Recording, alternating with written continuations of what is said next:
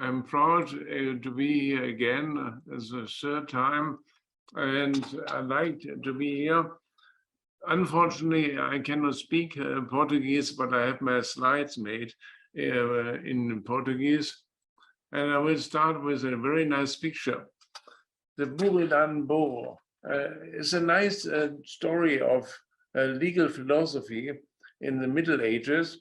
There was a donkey, and he had to die because he could not decide which bottle of water he has can drink. There were 2 bottles of water, and they were too full. So he could not decide. He said, yes, this one, and then he died.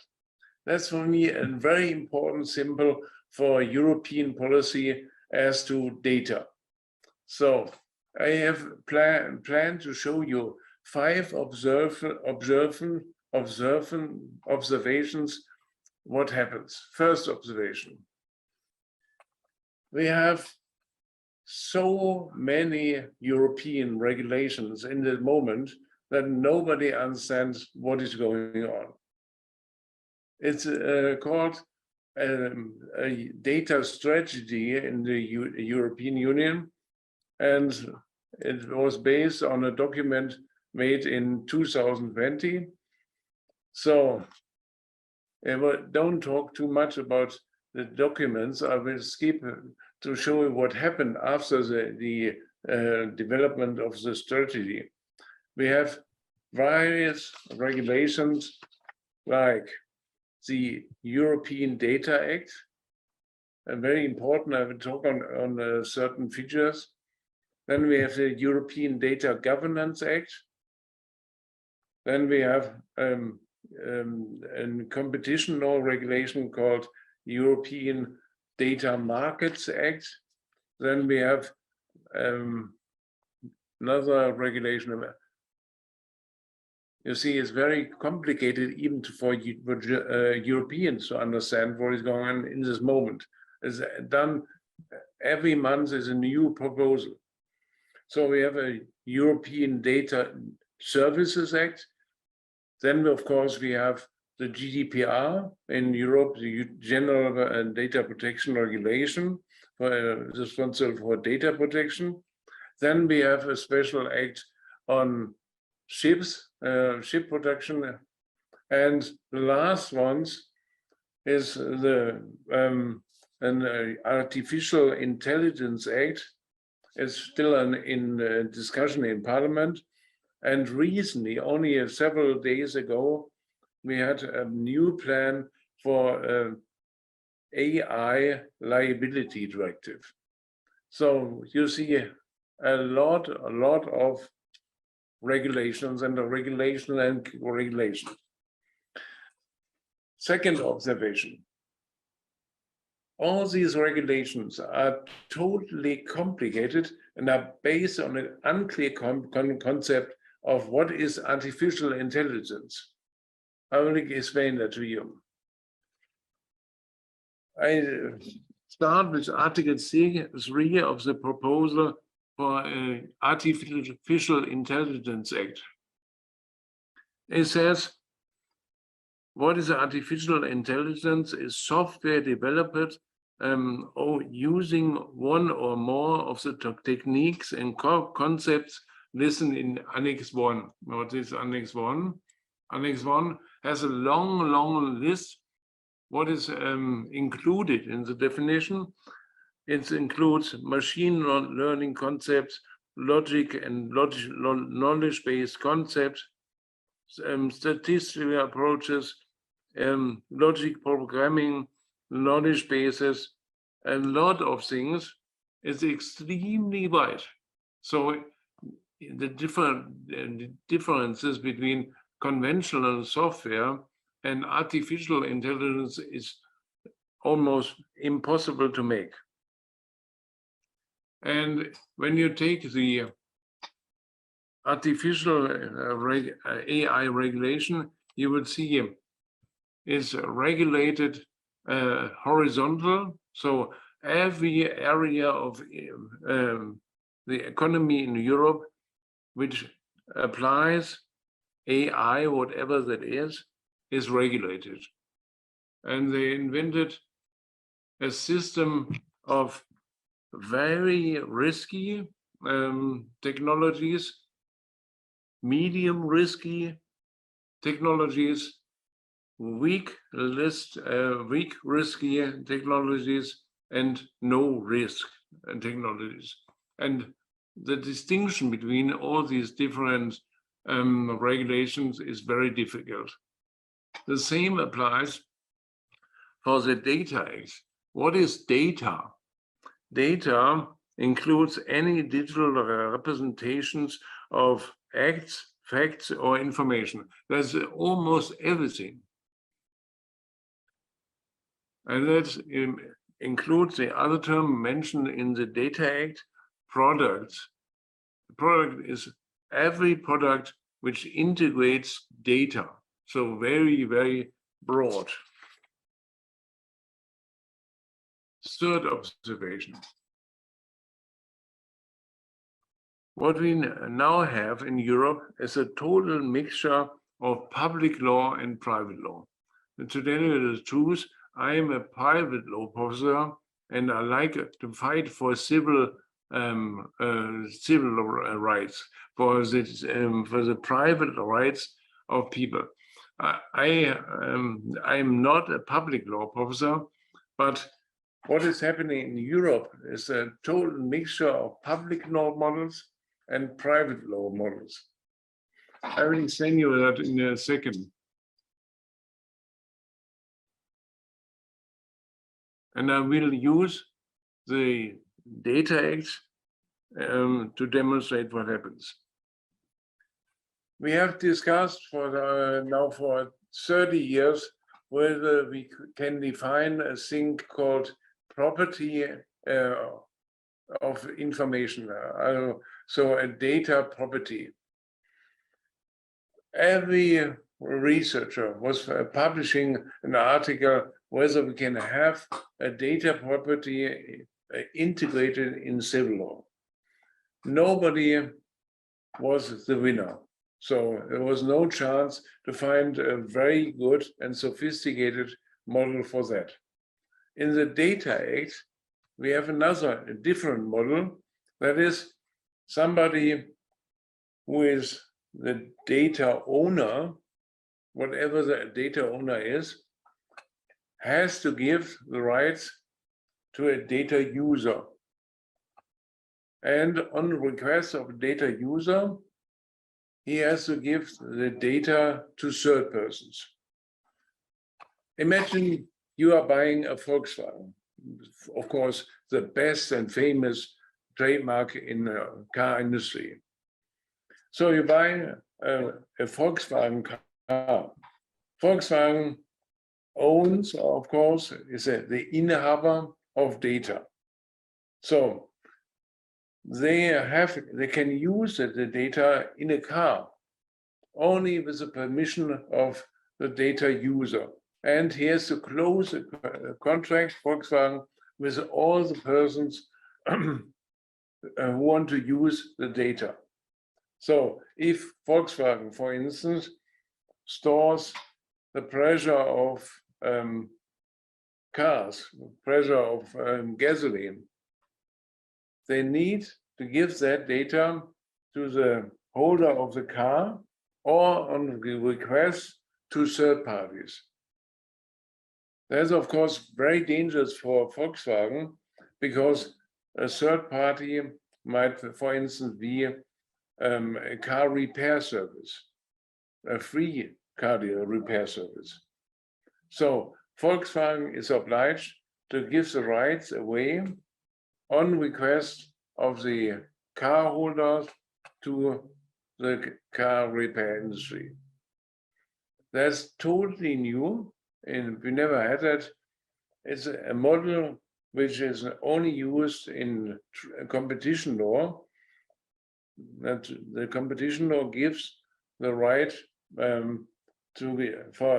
against powerful societies to use the rights for the car holder or for repair service. So let me see. So the data,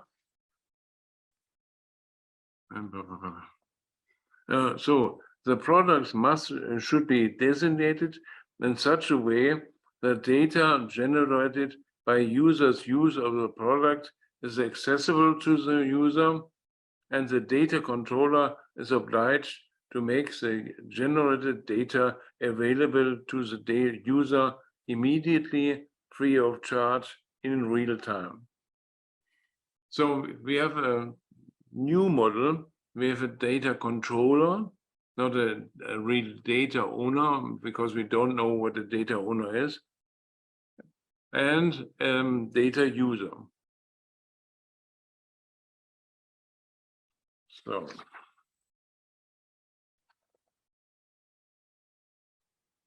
and I will show you that slide.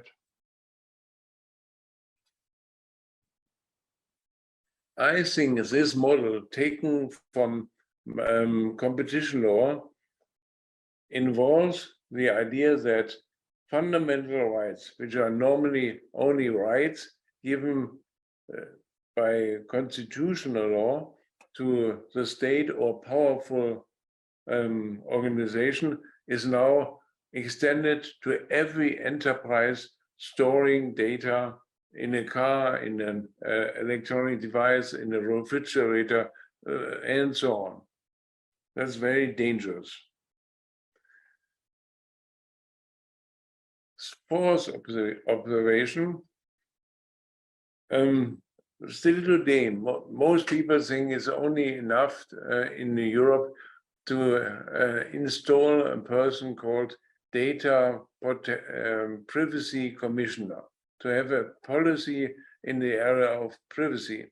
But that will change dramatically, because due to all these new regulations coming up in Europe, we have the model of data policy. We need to have a data commissioner in a company, not taking care mainly for the privacy issues, but for the commercial rights of data. But this idea is getting restricted only to Europe, because the European Commission is afraid of having a free exchange of data throughout the world. They hate the United States, and therefore they say we want to have a free exchange of data in Europe, but not for American companies. I will show you that. The Data Act integrates a lot of rules on cloud storage.